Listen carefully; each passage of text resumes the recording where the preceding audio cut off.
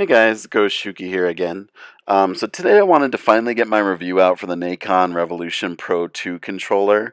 The reason it took me so long, because I did the unboxing like a month or two ago, I really wanted to give this controller a good use. I wanted to use it a long time and make sure I was feeling it. A lot of people have told me that to try it out a lot, try it in different games, and that it's much better than the Nacon Pro 1. And I wanted to see if it really was better, if it's worth it, if it's worth the extra money to get this one over the Nacon Pro 1. So here are my thoughts about it. So I'm going to go ahead and say it now. This is the best PlayStation 4 controller I've ever used. The Nacon Revolution Pro 1 is awesome.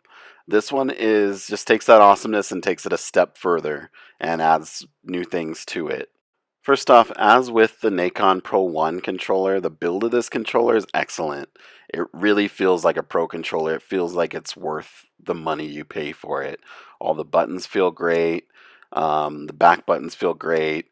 The triggers feel good. Just the L1 and R1 feel a little weird at the top, but you get used to it. I do like the bigger buttons. I like the sticks. Everything about this controller feels pro to me. It's licensed by Sony, and it really feels like something that Sony would approve. I love the way it sits in my hands. It feels more like an Xbox controller, which for people with bigger hands like me, I feel like it fits a lot better. And my fingers rest on the back buttons. The back buttons don't press easily. You do have to apply a little bit of force so you're not accidentally pressing them, which is great.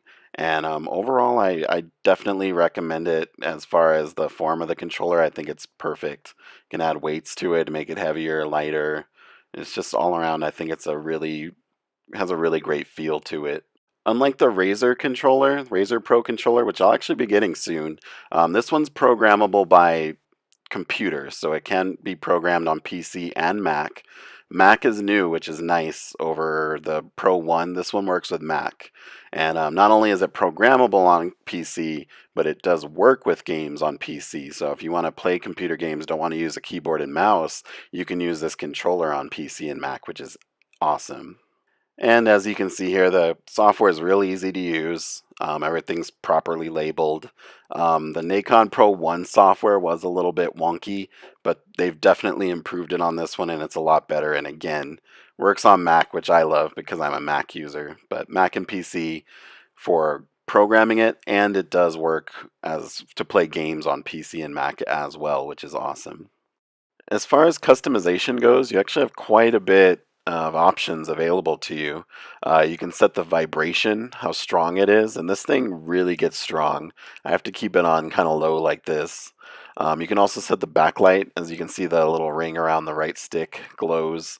You can have it pulse, slow, fast, whatever you like there. You get 8 profiles in this controller that you can store in it at any time. 4 for console, for PS4, and 4 for PC or Mac when you're gaming on computer.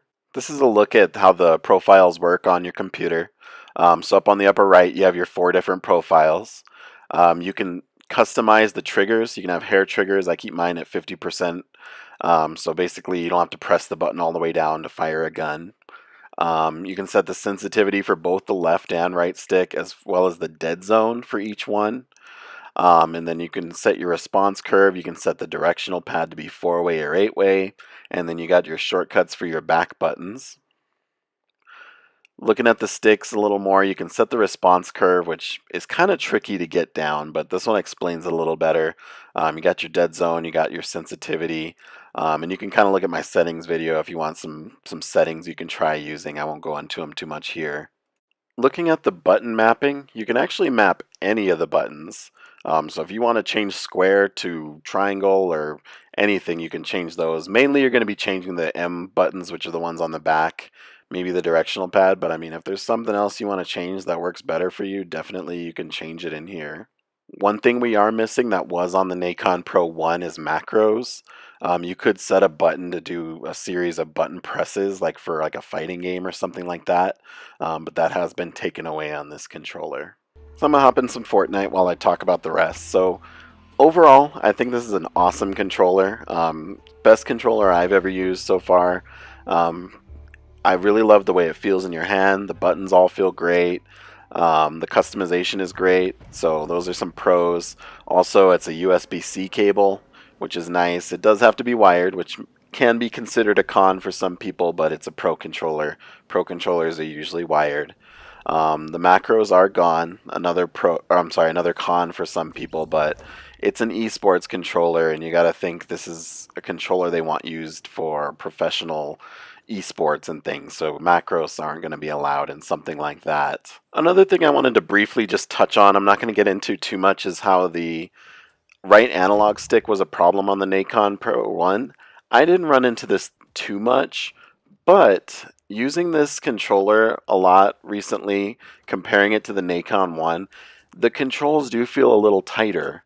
I can play with a high sensitivity, and it feels tighter. It's easier to use like that, and I can kind of see where people would see the difference. And overall, just from me using this controller and testing it out over the last couple months, I think it is worth the extra money over the Nacon Pro 1. That's my assessment. So I mean, obviously the Pro 1's a great controller. I used that for months and months, but I'm really liking this one. I was actually originally planning on keeping the Nacon Pro 1 and returning this one, but I actually ended up selling my Pro 1 and keeping this one. So overall, that's my thoughts on this controller. I think it's a great controller. I look forward to comparing it to the Razer, which is the other official licensed controller for PS4. Razer Raiju, whatever. I'll have that soon. But otherwise, thanks for watching. Like, comment, subscribe. I appreciate it. And go Shuki out.